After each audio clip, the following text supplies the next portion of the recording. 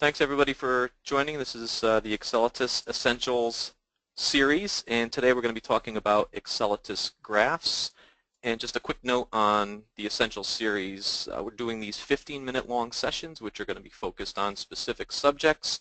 We will record the webinars. We will have them available afterwards if you want to review them or see something that you might not have caught earlier. And again, there's no Q&A at the end of the session, only because we want to try to keep these things down to 15 minutes so that we can fit a bunch of information into a small window. So today we're talking about the Accelatis graph. I'm sure everybody has seen them, and we have some pages and some dashboards that are set up with them, but I wanted to get specific as far as the graph itself. So what you see on the screen right now is an example of an Accelatis graph.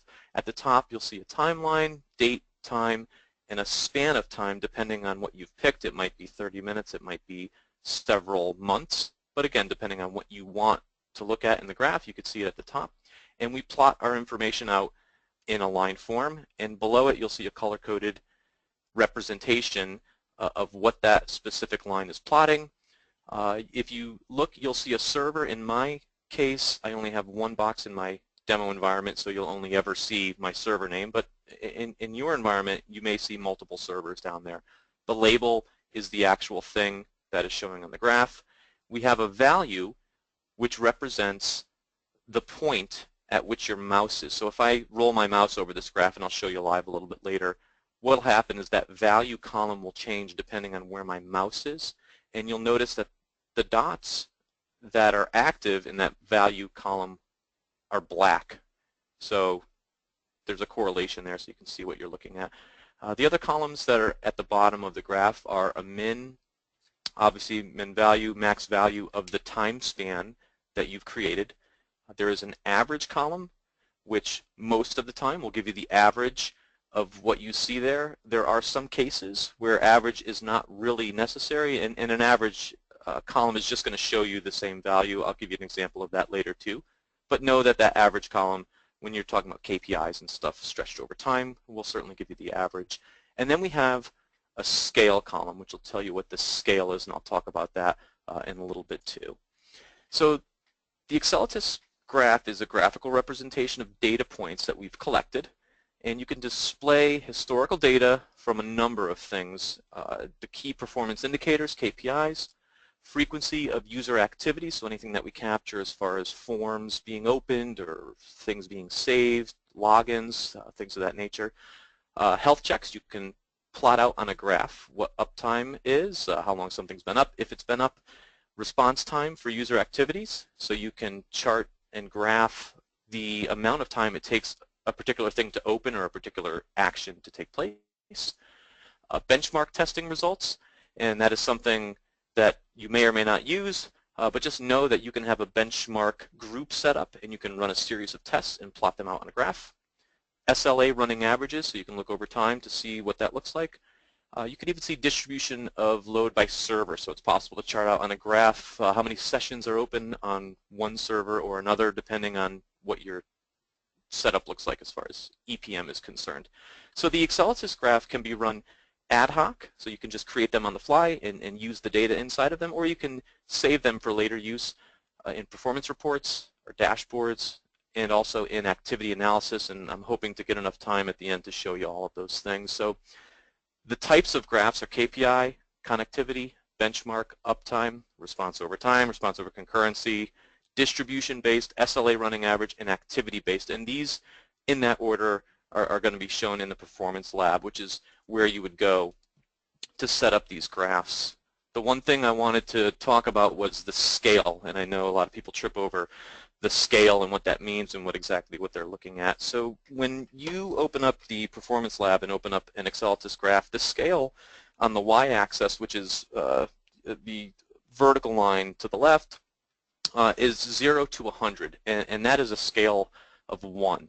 And if you change the scale, what you're actually doing is you're changing the y-axis values so that you can see lines show up. So at the bottom you can see a scale of 1, the y-axis is 0 to 100. If you were to set your scale to 100, what you're actually doing is now you're just narrowing in from a 0 to 1 value, right? So you're shrinking everything. You're really dividing the values by 100. And then on the other side of the coin, if your scale is set to 100th, you're actually changing that y-axis so that it now goes from 0 to 10,000. So the rule of thumb to remember when you're setting scales in your graphs is just that if you have a huge number and you're trying to graph that, you want a smaller scale.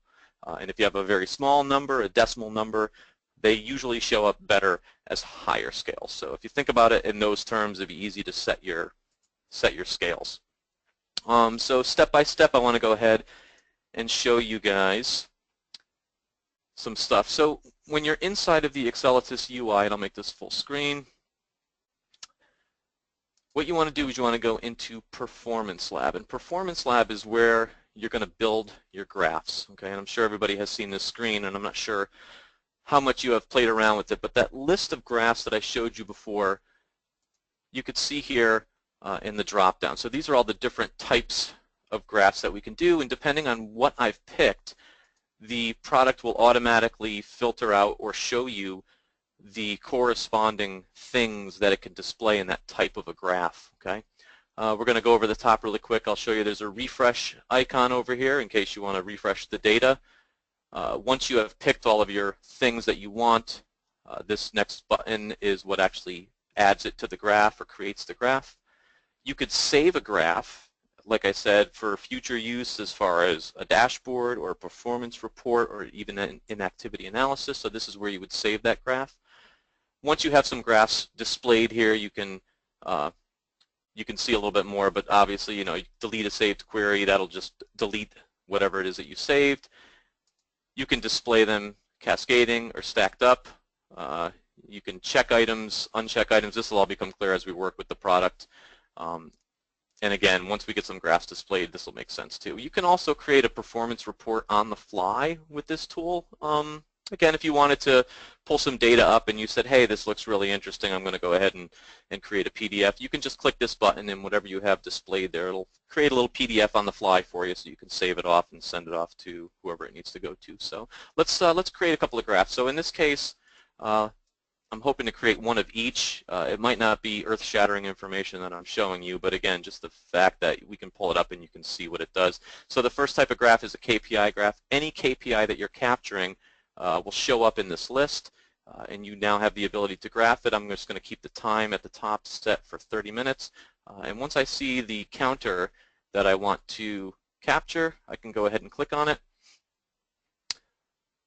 Now, if I were to pull this over, it would chart out my graph, and here's my graph. Now, if I wanted several things, I can just click on several things, right? And same action, just pull it over to the side, and now I've got 3 graphs. Each one of these graphs represents the thing that I picked.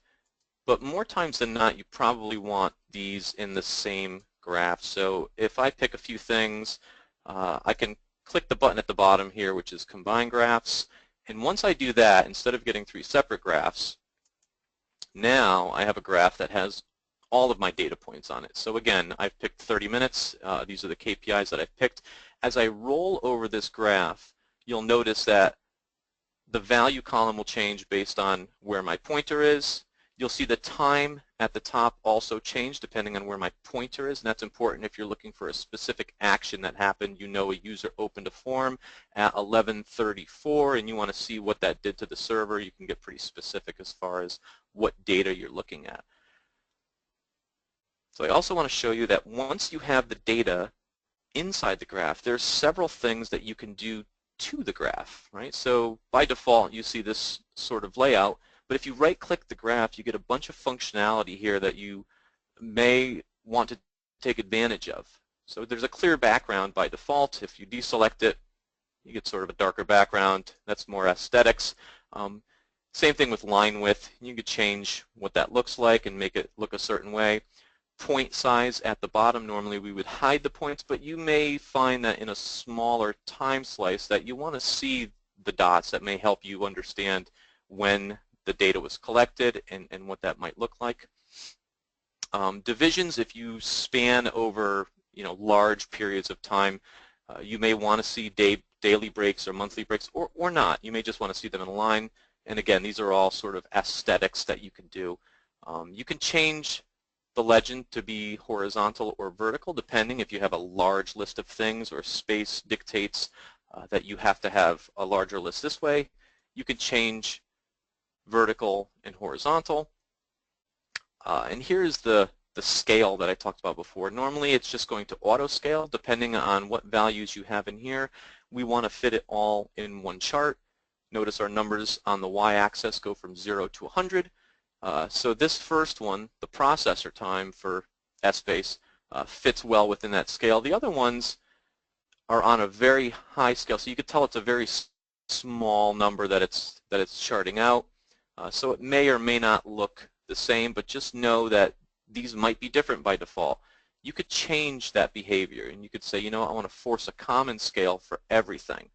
Right? In this case, you could see what that does. So everything set for 1 doesn't show you much of anything. But I have such small numbers that if I now start to raise that up, set my scale to 10 or maybe set my scale to 100, right? You can see this starts to make sense. Now again, it's not 0 to 100 depending on the counters, but this scale column will help you understand what's going on here. If it is a KPI with a threshold that's set, you can have it show you the threshold, so it'll put a line in where you would normally get alerts. Again, might help you with the representation of what's going on in the system.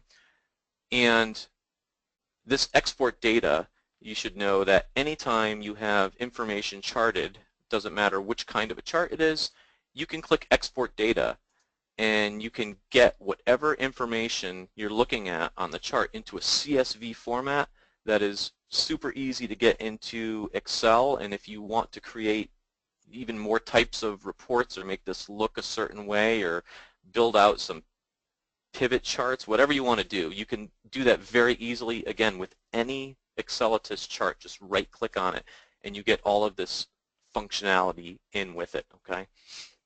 Now, once I've created my chart, and I might have a chart that I want to see on a dashboard, or that I want to see in a performance report, what I want to do is I want to save it.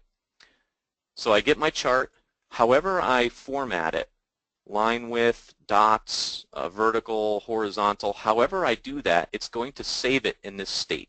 So I simply click the Save button, and I might call this one Test 2.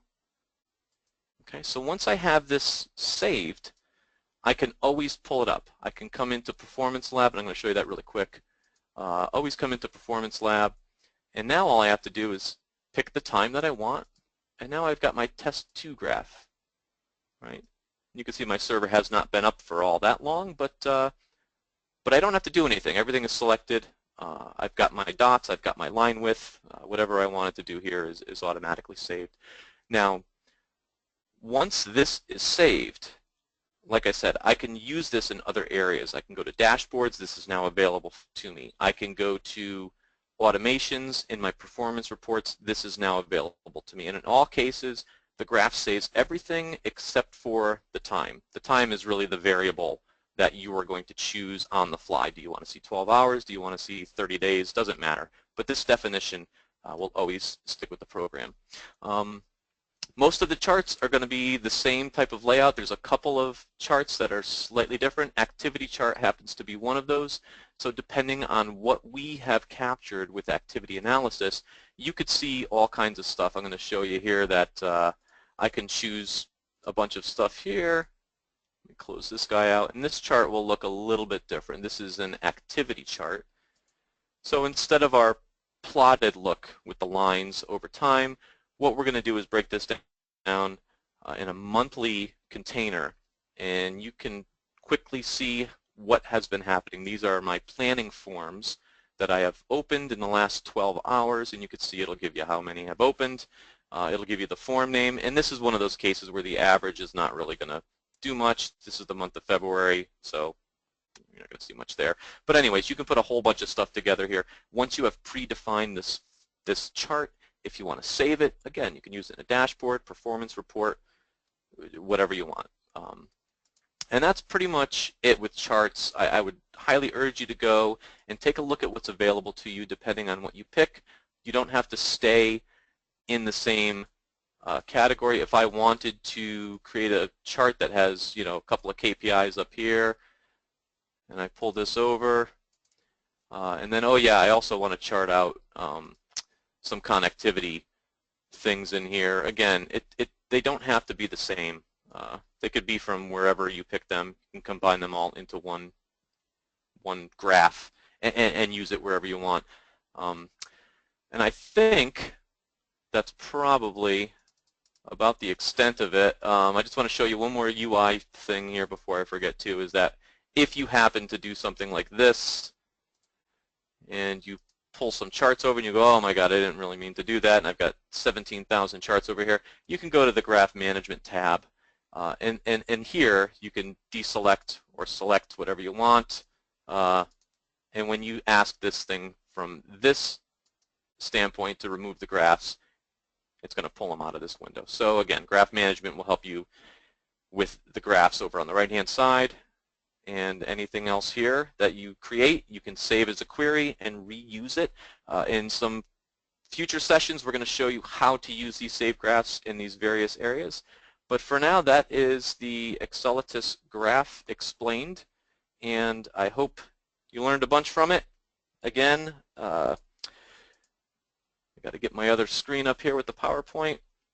Next session, next week, next Wednesday, is going to be advanced health checks. We went over health checks a couple weeks ago.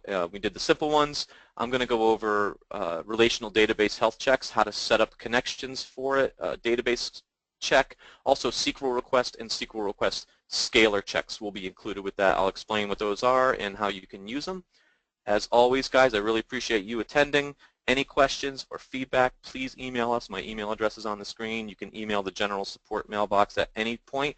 Let us know what you want us to show you, what you think might be a good subject for us to show on the Accelatis Essentials series, and we'd be happy to do it for you.